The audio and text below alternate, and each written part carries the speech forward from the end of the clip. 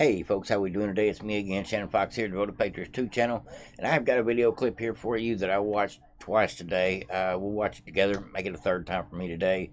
I thought it was so informative. A little bit of speculation involved in this video. It is one of the great scholars of our time. He is also a conservative historian. He's been on a lot of the talk shows just for his opinions and his commentary. I'm talking about Victor Davis Hanson. Now, if you don't know who this guy is, let me show you a picture of him. This guy right here. I'm sure you've probably seen him a few times in the past on some of the morning shows and things. But at any rate, Mr. Hanson had a warning message for America. And the things that he gets into in this several-minute long video, shocking. Some of it to be expected. And a whole lot to worry about, truth be known. I thought everybody needed to hear this message. In this message, I'm not going to spoil it for you, but I will let you know the essence of the message is it's just a reminder of how the left tried so hard to stop Trump, what they've already been through to try to stop Trump, what they're willing to do to try to stop Trump, and what's going to happen if they can't stop Trump. And that's what makes this video good to me. Not just this guy's opinion, but the fact of the matter is he sees what I see. He sees how it's either going to go down one or two ways. The Democrats are going to take over our country, and we're going to hell from here, this point forward, 2024 and on. And we'll never have another fair election. Or, by the grace of God and all these angry voters, we'll take our country back with Trump in 2024. And like this guy says right here, it's going to be ugly if it does go down like that. They're terrified of him. That's the real message here, folks. Let's go ahead and get into it. Now, it is a good video. Now, stick around to the end, folks. You will not regret it. Like, subscribe, and share if you haven't already. I just thought this was an amazing video. They look at Trump as a vampire, and they put a stake in his heart, but they're afraid that that stake could come out any time, that he's undying, and they're afraid of him. They are terrified of him. You know why they're terrified of him? Because they think he's smarter this time, and he has just cause to really get angry because of what they did to him. They can write all of the Atlantic Monthly, and they can write all of the New Yorker clever, glib little essays about Donald Trump was a threat to democracy, or they can write all their little Molly Ball Time essays, how clever and brilliant they were with their cabals and their conspiracies to get rid of him. But deep down inside, they know that if the right ever did that to Barack Obama or Joe Biden, they could have really made something out of the fact that Barack Obama had a hot mic expose where he told the president of Russia, you tell Vladimir that I will be flexible on missile defense. That's the security of the United States of America, if he gives me space in my last election. And Putin did do that. That's an impeachable offense if a phone call to Ukraine is. So they understand that the right could have done that to them. And they understand now the right probably will do that to them for their own survival. And they are scared. They're saying that if a MAGA candidate wins and they win the House and the Senate, we're cooked, because they're going to get special prosecutors, and they're going to go after the Biden family like they've never gone after anybody. And they're going to find stuff because we know Joe is crooked. And just getting good, folks. Then they're going to go after Merrick Garland, and they're going to go after Mayorkas, and they're not going to stop. And that's why they're scared. And they're going to do everybody thinks that the danger passed, they got what they wanted. No. You're never going to see anything like what they're going to do in 2024. All of this could have been reconciled. All they had to do was say Donald Trump should not be president, if that's what they believe. And we're not going to do any lawfare. We're not going to try to change the voting laws. We're not going to pack the court. We're not going to let in 2 states. We're not going to try to abolish the Senate filibuster. We're not going to try to change the voting ID laws. We're just going to play under the rules that we have. We don't need $419 million by Mark Zuckerberg infused. Ain't that the fucking truth? pardon my language, folks, but every time I think about what Mark Zuckerberg and Sam Bankman-Fried and George Soros and all these clowns at the top got their fingers in the punch bowl, uh, how they skewed media and the voting system to the point that you're either being lied to or they're doing things nefarious to the people that actually know the truth. So they're getting us on both ends, folks, and I hate to see it. Glad he's pointing this stuff out, and anybody that listens to this that doubts what he's saying, you're not paying attention. Just my opinion. We don't need Sam Bankman-Fried, the crook, giving us $100 million. We're not going to go under the radar with George. So we're just going to show you, the American people, how we think Donald Trump should not be president. And we'll have a fair, and they can't do that. They don't trust themselves. They think, you know what? Anybody in his right mind would close that border right now. Close the border. Anybody in his right mind would recall all of those DAs that have destroyed these major cities. Anybody in his right mind would not beg the Saudis or the Venezuelans or the Russians or the Iranians to pump oil on the eve of a midterm or drain their strategic petroleum when you have so much natural gas and oil. Nobody in their right mind would do that. And nobody in their right mind would ever just pull out of Afghanistan without warning, just so Joe Biden can say that on the 20th anniversary of 9/11 or the original October invasion of Afghanistan, I'm the president that got us out. Nobody would do that. And nobody would print $6 trillion when there's a pent-up demand post-COVID lockdown and there's a supply chain disruption, and throw that money without any audit or examination of who got it and why and how it was spent, but to inflate the economy and ruin it. Nobody would do that.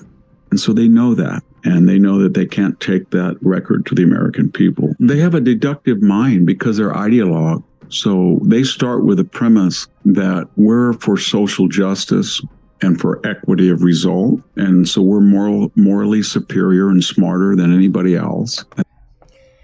And it's not just their ideology that they're trying to sell, that they're better than everybody else because they're different, because they're elite, because they deserve more rights due to equity, not equality, than the rest of us. They want us to be working class simps. They want to be the ones that control the power, control the media, control the elections, control who they choose to let us pretend or believe we're choosing from. They want to give us two crappy candidates is what they want to do, and help us decide which one we need. That's the way the deep state and the establishment prefers to work.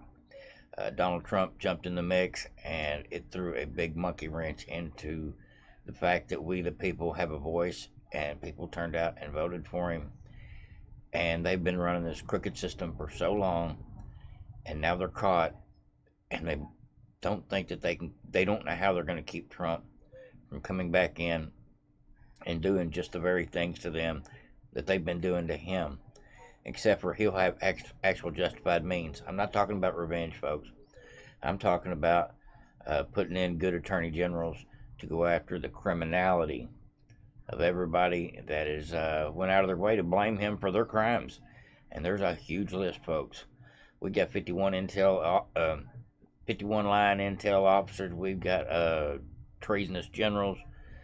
I would say there's treason people like Bill Barr, Christopher Wray, Anthony Blinken, Mayorkas. The list goes on and on of the people that actually have done crimes. In my opinion, until it's proven in a court of law, it's just my opinion. But I see the criminality in every direction with the entire Biden family. And I believe their time is coming. Let's get back into it. And therefore, we are entitled to do things that other people don't do. And so if under the cover of COVID and frightening people about COVID, we can change all the voting laws so that 30% instead of voting absentee and early voting shall become 70% in most states with very little audit of the level necessary to authenticate most ballots. They just do all this stuff because they start with the deductive principle. We are better. This is the vision, and therefore the following must happen. And if things don't fit the narrative, then they go after the person, they censor it. That's how they work. And if you keep that in mind, then everybody makes sense. And what I'm saying is they go on from one lie to the next.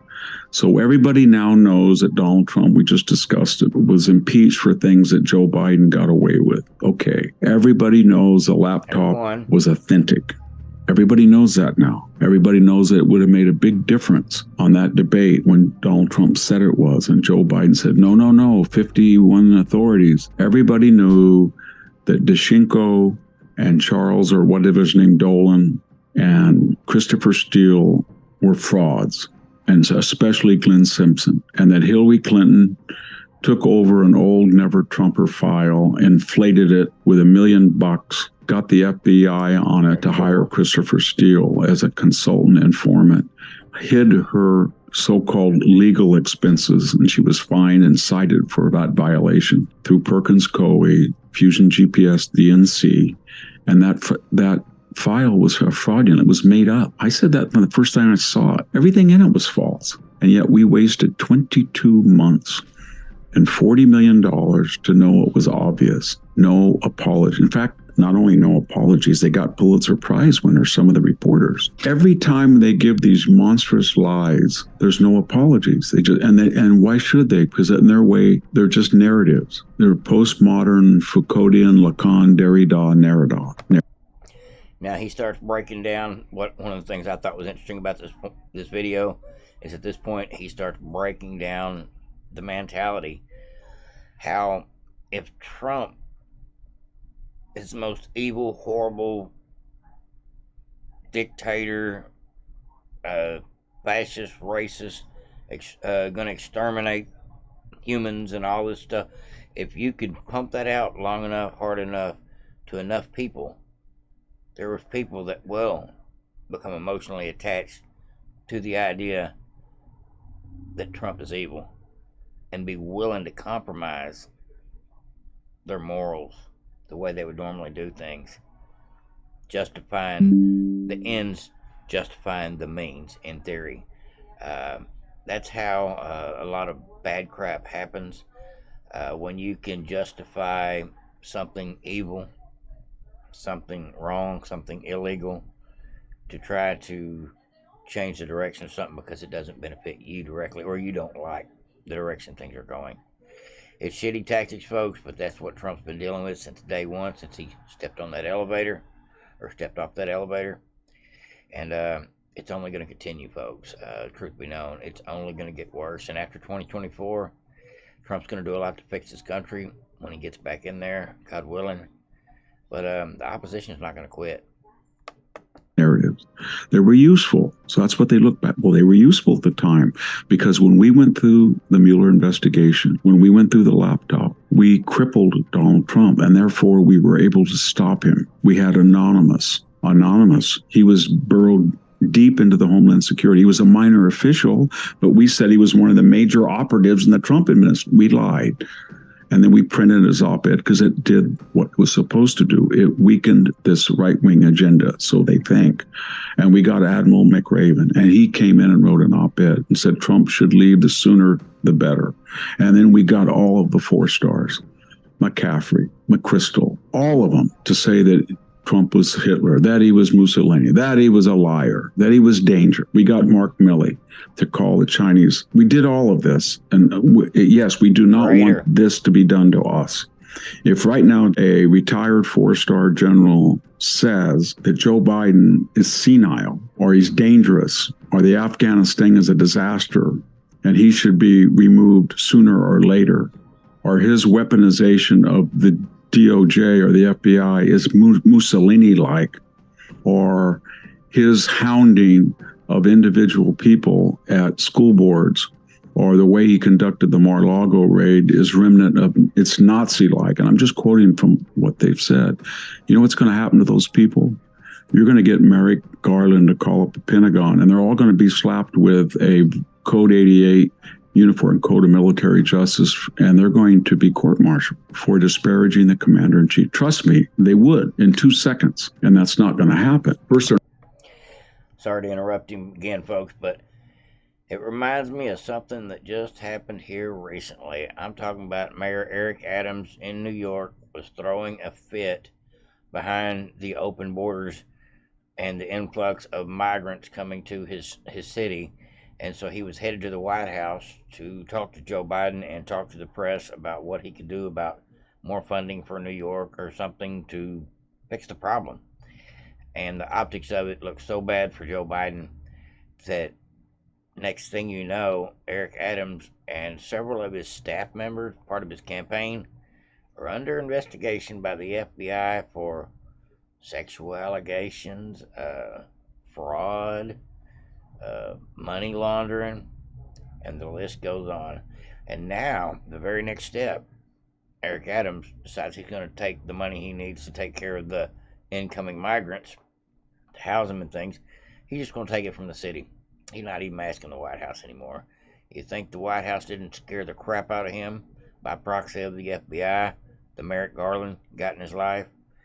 Democrats have no loyalty to each other. They'll stick together in a pinch, but they'll turn on their own in order to save the big guy.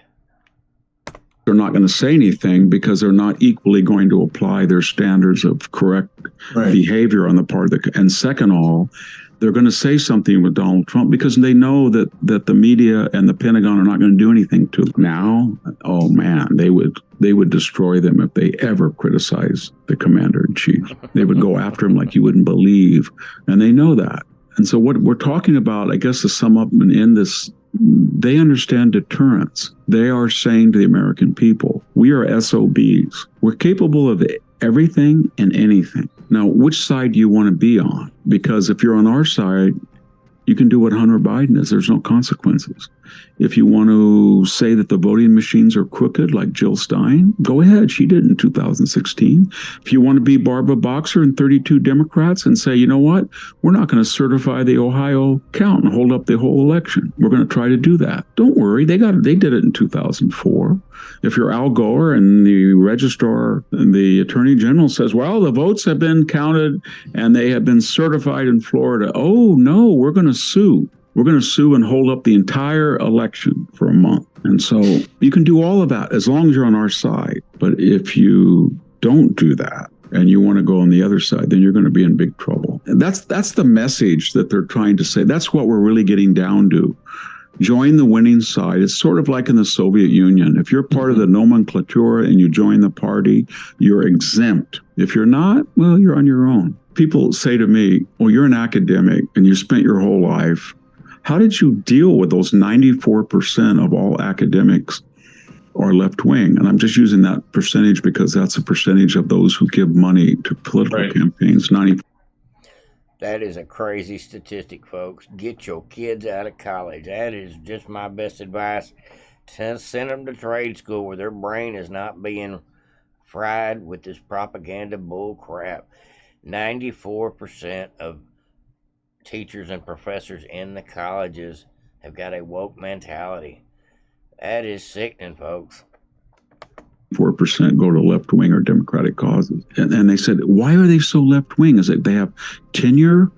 They're exempt from the worrying about losing their job. They have guaranteed step increases. They have a 9-month work year. Is it because they teach their 1 or 2 classes a semester? What is it that makes them, are they idealistic because they deal with words? Or I said, no.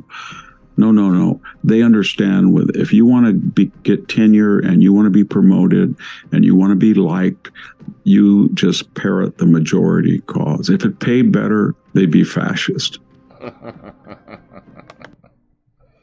Damn, folks. That's the sad truth of the matter. Go check him out, Victor Davis Hanson, over here on YouTube. I didn't realize he had a YouTube channel, but I found this earlier today. And I must say, excellent video. Tell me what you think in the comment section down below if you did stick around this long. Like I said, it was a little bit long, but definitely worth the information. Now, truth be known, we don't know what's going to happen between now and November next year. And we don't know what's going to happen after that. And we definitely don't know how the Democrats are going to act. It's going to be stupid.